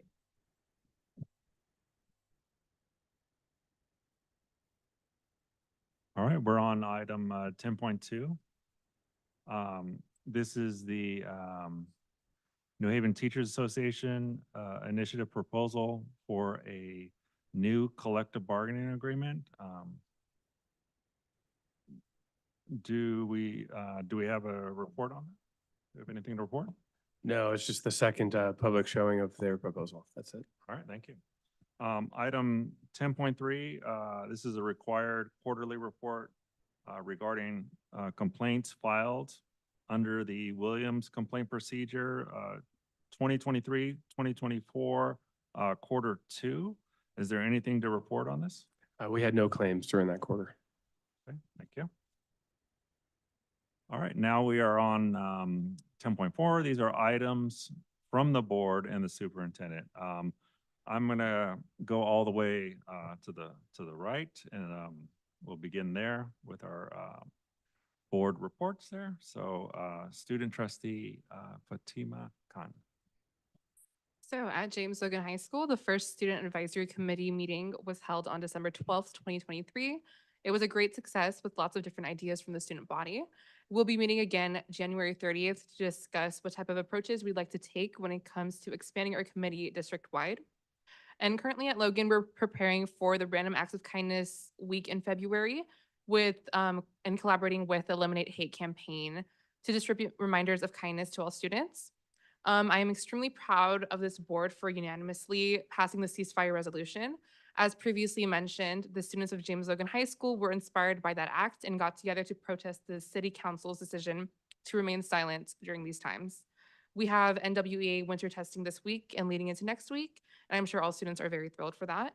And all students are also completing their LCAP surveys as well. That's it. Thank you. Thank you. Okay, Trustee Daniel Perez. At the Connie Cabrillo High School, Student of the Month winners were announced today, and certificates and treats will be handed out later next week. And then we also have a guest speaker attending tomorrow to talk about the dangers of fentanyl use. And then we also have NWA testing next week. So, thank you. Trustee Hernandez. Trustee Nishar. Yes, so I was very excited to be at the League of Women Voters Civic Engagement event on January 6th. Thank you to Trustee Rafe for promoting the event. I was inspired to hear our Alameda County Office Education Trustee Cheryl Cook-Callio. She gave an excellent speech about civic engagement and why she does what she does. There was a great panel talking about civic engagement, including our very own Fatima Kawaja, who Trustee Rafe knows very well. And there were several other audience members who were representing our district, specifically from the James Logan Social Justice Academy and the Ethnic Studies program that were there to represent. I was very, very proud of our district. We took a couple pictures. It was actually a really great time. Thanks for everybody who put that together. I also plan on being at the Student Voter Drive at James Logan High School on January 31st. I think we have some pretty aggressive goals to register voters, so I'm really looking forward to that. And I will be at, even though there is a playoff 49ers game, I will be at the New Haven Schools Foundation Gala this Saturday, and I'm looking for a good time. So that concludes my report. Thank you. Trustee Rafe. So First and foremost, I'd like to thank President Gonzalez for bringing the ceasefire resolution on the agenda on December 19th special meeting. Just for the information of the community, the agenda was made public 72 hours prior to the meeting. Also would like to thank Dr. Thompson for having trust in our board to make an educated and community-centric decision. Secondly, I'd like to congratulate Ethnic Studies Social Justice Department of James Logan High School for putting together such an impactful event on last Friday. There must have been over 200 students who, in a peaceful and organized manner, showed their solidarity with Palestine, Yemen, Sudan, Cuba, and other countries where atrocities are currently taking place. I feel very proud as a court parent and also getting to serve these justice warriors. Thirdly, we have youth voter movement drives coming up. Board members and city council members are highly encouraged to participate. You all would have received an email with the details. January 25th is Dakota School of Independent Studies, where we will be there. And January 31st, we'll be at Logan High School. And then February 14th, we'll be at Conley Carabello High School. That's all for now. Thank you. Thank you. Vice President Kumar. Thank you. So I love watching our students in action. And this past weekend, I attended the Martin Luther King Invitational Speech and Debate Tournament at Logan. We had over 2,000 students from all over the country. And I watched a round of the Lincoln Douglas debate, and the students were mind-blowing. It's hard to believe they're high schoolers. It was extremely impressive. If you've never attended one of these, you really should. It's amazing. It's beyond amazing. So I just wanted to thank the forensics program directors and the parents for this great event. It was really good. I will be at the NHSF Gala as well in support of our students, and I hope to see many of you there. That's it. Thank you. Yeah, I want to first start off with student trustee Fatima Samin. I'm sorry, I was mispronouncing your last name. And speaking of the student trustees, I really wish you were here at our last special meeting. It was a packed audience. It was, a resolution for the ceasefire. It was probably the top three things of, and there's many things I've been very proud on this board, but that was definitely the top three of being part of something on this board that did something great, something historical. And tears afterwards, folks were crying, students were crying. I got a lot of folks that were happy, commended me and the rest of the board. So that was great to be part of that. There was one author that's, from our town. She had a book, and my wife recognized, she goes, "Oh, I have that book. I have that book." So that we had authors there. We had someone in the audience that was a parent teacher at San Leandro, and they tried to pass a similar resolution. They were there till like 12 or 12:30, and it did not pass. And so, yeah, so all of these things happened. So it could have been a lot worse or ugly, and it wasn't. Our community stands for social justice, and this is just one of the many resolutions that I feel proud to stand by. And I want to thank Trustee Rafay for championing this for every board member she's been bringing, voicing concerns about this issue. And it's not an end-all solution, but it was something. And she's continued to champion this and taking this to other areas, city council and other areas throughout Alameda County. So that ends my report. I'll go ahead and turn it over to our superintendent. All right, just a couple quick things. I wanted to piggyback on Vice President Kumar's notice. Kudos to the MLK tournament that took place at Logan. Unfortunately, I was not able to attend, but I know how much work Justin Corrupt, the teacher, puts into it. All the parents who spend countless hours over there, and the staff. It's a huge event, and it's one of our the things that we in our district should be proud of. So thank you for all the people that put in that effort, and congratulations to our students. I think Assistant Superintendent Stevens' son also got, I think he took 5th place out of 100 students. So, it's We a lot of, what's that? Yeah, that's great. It's great for our kids are amazing, and the kids from across the country are amazing. So that's a fun one. Also at Logan next week, they have their open house, and as there is an an incoming 8th grade parent event. So if anybody out there is considering Logan next year, wants to know what Logan's about for your prospective high schooler, check out the Logan webpage. You should be able to find more information about that. That should be a good event. Then next, I'd like to thank We Enter Team for their presentation. That's always a lot of work to condense an entire division's worth of work into one presentation. So thank you for that. And then I'm looking forward to seeing everybody at the gala. It's always a good time. So we'll see everybody Saturday. Thank you. All right, these are committee reports. 11.1, this is a report from the Finance, Technology, and Facilities Committee.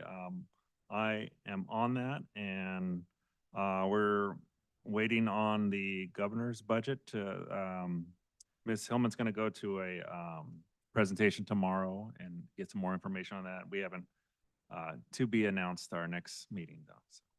All right, next one is 11.2 report. This is from the Communications and Advocacy Committee. Vice President Kumar or Trustee Nishiyar? So we did not have a meeting January. Our next meeting is February 8th, 4 p.m. on Zoom. Okay, next one is 11.8. This is a report from the Policy Review Committee. Our next meeting is February 1st, coming up soon. So we'll give a report on that. Next one, 11.4, other committee reports. So Mission ROP will have the meeting Thursday. Thank you. Okay. Okay, Vice President Kumar, thank you. I have an update from Foundation. So Gala planning is in full swing. Again, pitching it one more time. Hope to see everyone there. Fun Run is scheduled on New Haven Day like last year. So that's the 27th of April. Promises to be a lot of fun.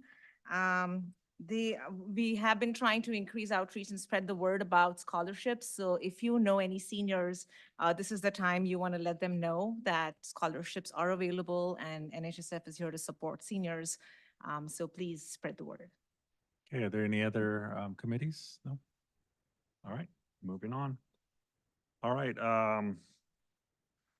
we are now on action items. And so this is, may I have a motion and a second to approve 12.1 resolution number 036/2324. This is Disability Awareness Month, January 2024. I move. Second. Okay, discussion? Okay, is there anybody who would like to read this? Okay, Vice President Kumar, go ahead. Thank you. Whereas, according to the U.S. Census Bureau, over 4 million Californians have a disability, including nearly 800,000 students receiving special education services. And whereas New Haven Unified School District is dedicated to meeting the educational needs of all eligible students with disabilities, ages 3 through 22, who are enrolled within the district. And whereas research has shown that students with disabilities experience greater academic and social challenges than non-disabled students. And whereas the New Haven Unified School District finds that to ensure the full inclusion of all people into society, there is a need to increase public awareness of the history of disabilities and the disability rights movement. And whereas recognizing disability history will inspire students with disabilities to feel a greater sense of pride, reduce harassment and bullying, and keep students with disabilities in school. And whereas the New Haven Unified School District finds that instruction on disability history, people with disabilities, and the disability rights movement will increase respect for and acceptance of people with disabilities. And now therefore be it resolved that the governing board of the New Haven Unified School District does hereby recognize the month of January as Disability Awareness Month, and hereby encourages our schools to provide instruction on disabilities history, people with disabilities, and the disability rights movement. Passed and adopted by the following call votes on the 16th day of January, 2024. Thank you for reading that. all in favor, can I ask you to say aye and raise your hand? Aye. Okay, all opposed? Okay, unanimous. Okay, we're going to 12.2. May I have a motion, a second, to approve resolution number 039-2324. This is Black History Month, February 2024. So moved. Second? Okay, discussion? Okay, is there anybody who would like to read the resolution? Okay, trustee Nishar? All right. New Haven Unified School District Resolution 039-2324, Black History Month, February 2024. Whereas February is proclaimed as National Black History Month in honor of Americans of African ancestry who helped develop our nation in countless ways, and whereas the history and contributions of African American citizens have been consistently overlooked and undervalued in the curriculum of public education institutions, and whereas African Americans have consistently led the charge for justice and a governance system that is truly by the people for the people, as our U.S. Constitution states, and whereas African American communities continue to be plagued by injustices today and continue to march and participate in every effort to secure, protect, and maintain the essence and substance of American democracy as reflected by California Education Code Section 37220, subsection 2, which enables the third Monday in January to honor Dr.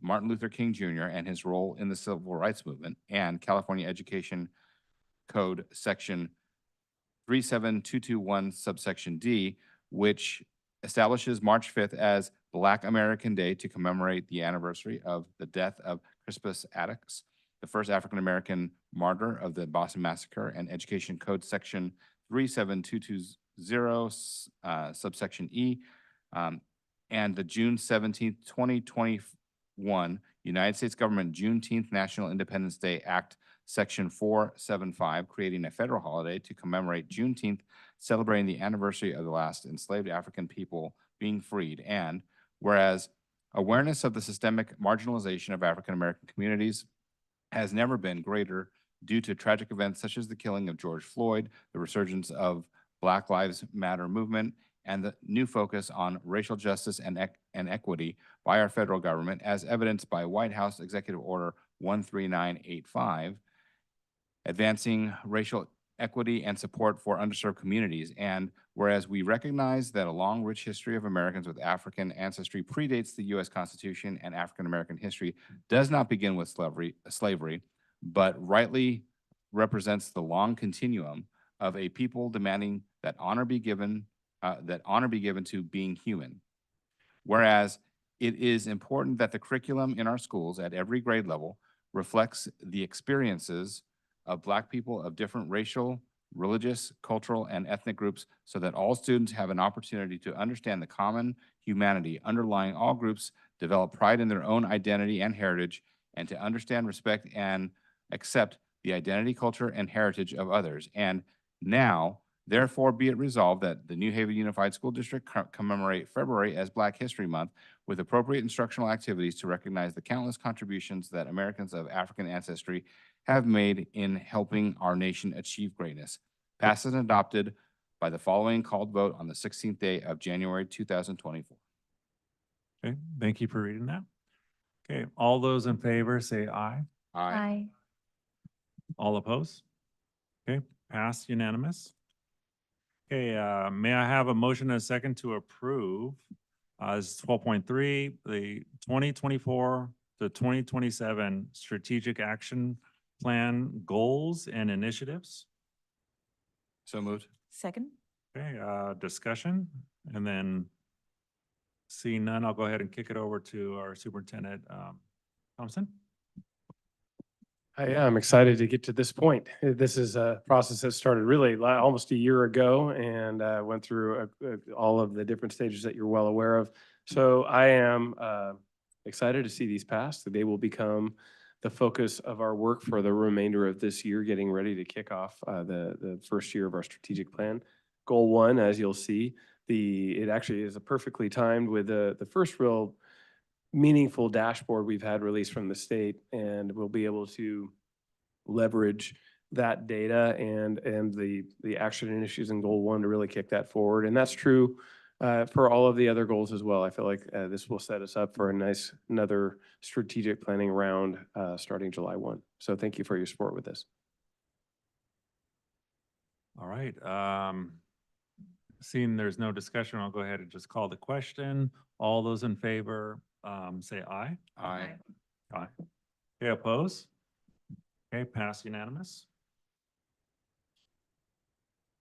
All right, next agenda item, may I have a motion and a second to approve 12.4?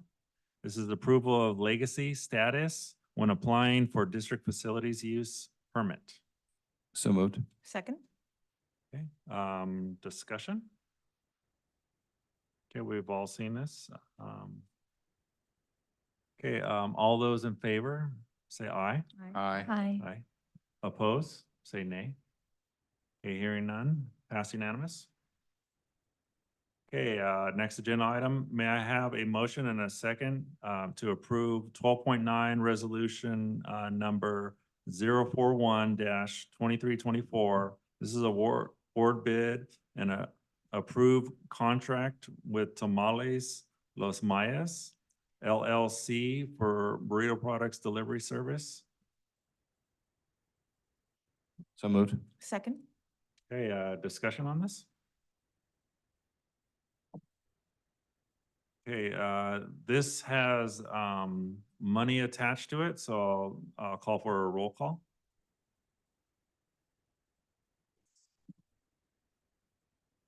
Here. Aye. Aye. Aye. Aye. Aye. Aye. All right, wonderful.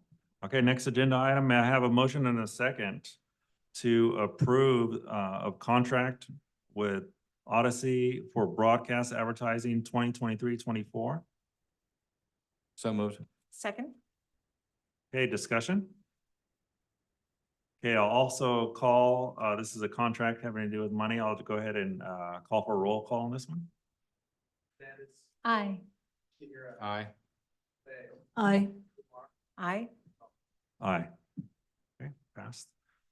All right, may I have a motion and a second to approve 12.7 approval of the purchase of C-STEM Barobo materials and license for TK-12 science prep classes? So moved. Second? Okay, discussion? Okay, this also involves money. I'll call a roll call on this one. Aye. Aye. Aye. Aye. Aye. Okay, passed. May I have a motion and a second to approve 12.8? This is agreement for legal services with Brown and Winters. So moved. Second? Okay, discussion?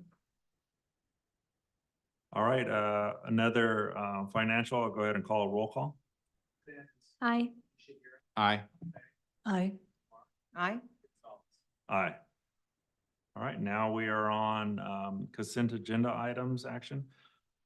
Okay, are there any items which trustees have questions and need clarification or would like to be pulled for separate vote? Okay, seeing none, may I have a motion and a second to approve consent agenda items 13.1 through 13.23? So moved. Second? Okay, discussion? Okay, roll call, please. Aye. Aye. Aye. Aye. Aye. Aye. Aye. All right, jumping all the way to 14. This is a discussion action. Oh, there were no anything pulled, so we'll move on to 15. This is governance review. Are there any comments? Yeah, one thing that we've never done this in the past is excluded student votes from contracts. We've never done that in the past. I'm just wondering if it's something that we I'm just wondering where where we started doing that. Cause I don't think that's something that we've ever really done. Okay, so, I brought this forward. And from my, governance training, in LA, City, when I was elected official there to the neighborhood council, we had, youth members and they were not allowed, they were not allowed to vote on, financial issues. They were only allowed to vote, when it came to, non-monetary items there, so. Is that something that we should bring up at the next governance session, see if that's something that we want to continue? I mean, it's. Or could it be a quick question we ask our, legal team? I can do both, actually. I'll put that, since we're right next to consensus, is that it? Yeah. Do we have board consensus? I'll check with the legal team on that. Okay. Just add that to 16 or whatever. Oh, 16, yeah, Yeah. okay. Yeah, brings us to 16.1. This is board members' requests. Vice President Kumar. So we have a study session scheduled on the 11th of June. I am presenting at a conference for work on that day, so I'm requesting that trustees pull out their calendars, and if we could please agree on a different date, I would very much appreciate that.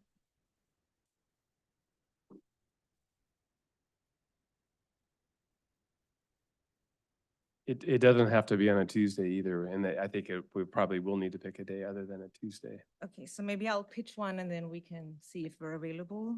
June 13th, that's a Thursday.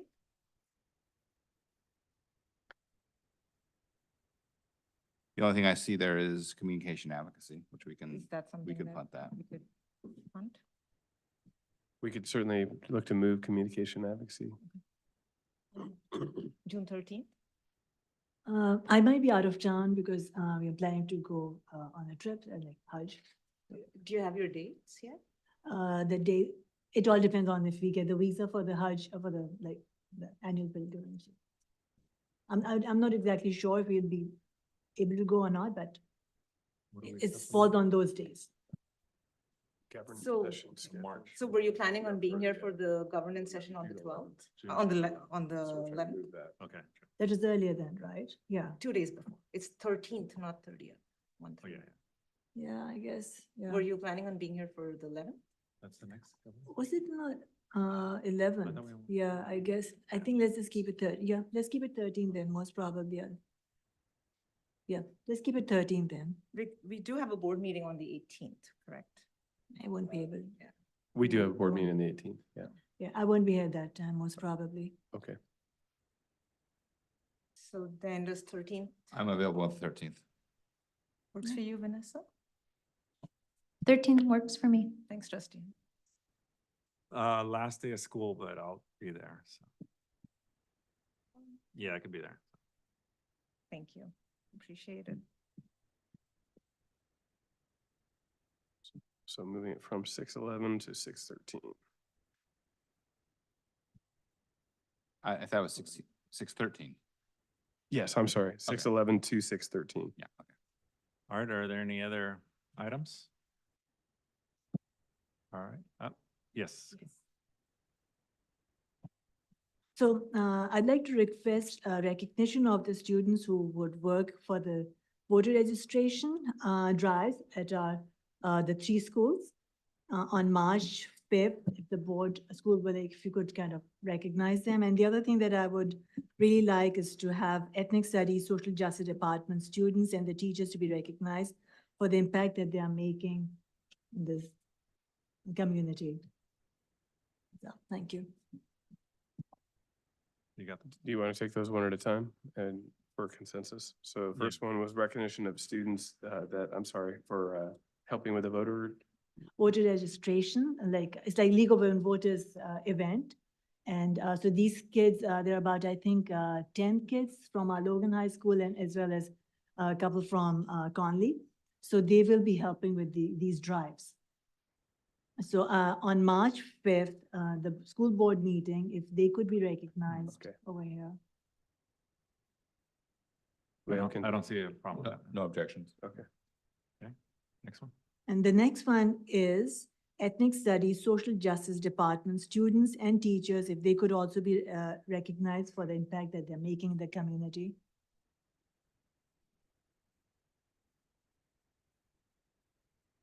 Did we do that last year or 2 Yeah, years? we've never done that before. This would be new, but yeah, we have consensus. No objections. All right, do we have a board meeting? We'd like to do that. I can look ahead and plan it out. Thank you. Okay. Preferably something light on the agenda. Okay. Those are it was 2 items. Okay, 2 items. Okay. Are there anything else? Seeing none, I'll go ahead and call. We are now adjourned.